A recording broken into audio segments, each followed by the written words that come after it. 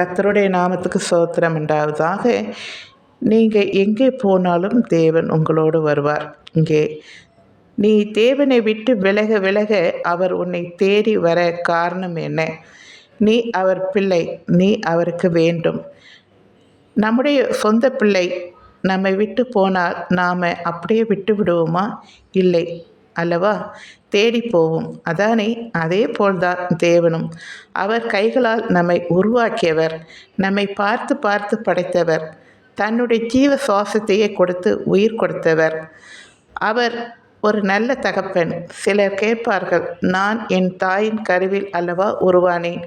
அவர் எங்கே உருவாக்கினார்? அவர் ஆதாம் ஏவாளை தானே உருவாக்கினார் என்பார்கள். வேத வசனம் சொல்லப்பட்டு இருக்கிறது, உன்னை தாயின் கருவில் உருவாக்கியவர் தேவன் என்று. உன் தாயின் கருவில் நான் உன்னை தெரிந்து கொண்டேன் என்கிறார். தாய் உன்னை மறந்தாலும் நான் உன்னை மறப்பதில்லை என்றார். அவர் நம்மை படைக்காவிட்டால் நாம் தாயின் கருவில் இருக்க முடியாது.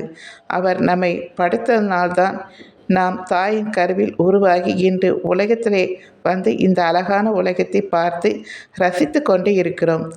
தேவனை ஒருபோதும் மறக்காதீர்கள். அவர் இல்லை என்றால் நாம் ஒன்றும் இல்லை.